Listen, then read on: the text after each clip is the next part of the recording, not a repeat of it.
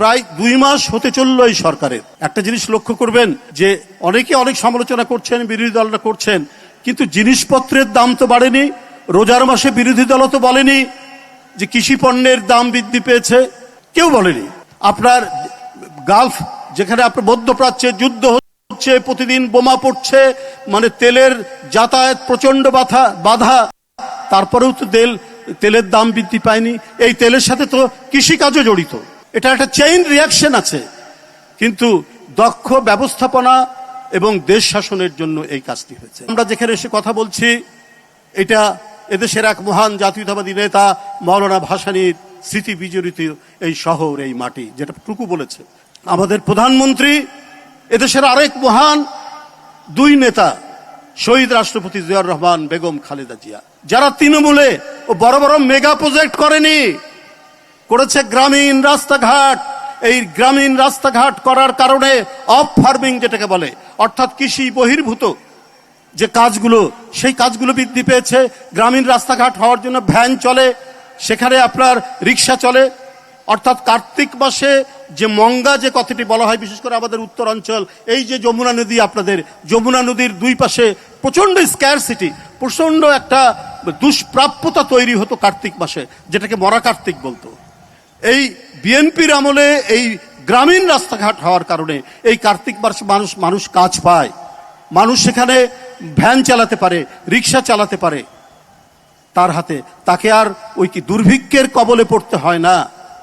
আমি কৃষি ব্যাংকে থাকতেই দেখেছি, যে সময় বন্যার পানিটা সরে যায় সেই সময় ভুট্টার চাষ হয়।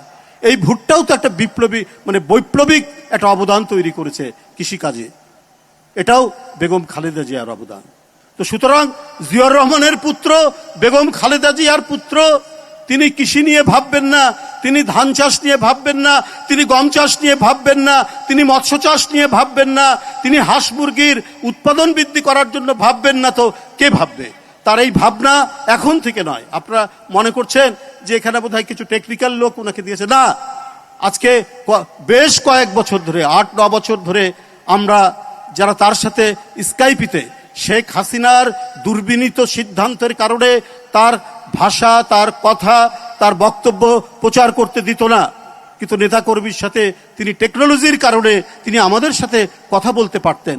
তার সেই স্বপ্নগুলি, তার সেই ইচ্ছাগুলি, তার সেই পরিকল্পনাগুলি তিনি বলতেন আমাদের কাছে, কৃষি নিয়ে তার কি ভাবনা।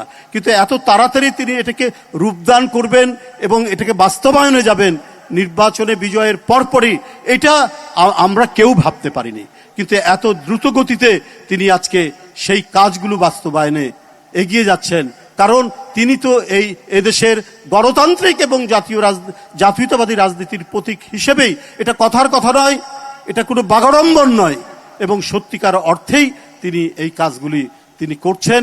এবং যেখানে আমার প্রত্যাশা যে একদিন শহীদ রাষ্ট্রপতির আমলে যখন খাদ্যপণ্য রপ্তানি করার মতো একটি স্বয়ংসম্পূর্ণতা এসেছিল, আমরা সেই স্বয়ংসম্পূর্ণতায় আমরা ফিরে যাব।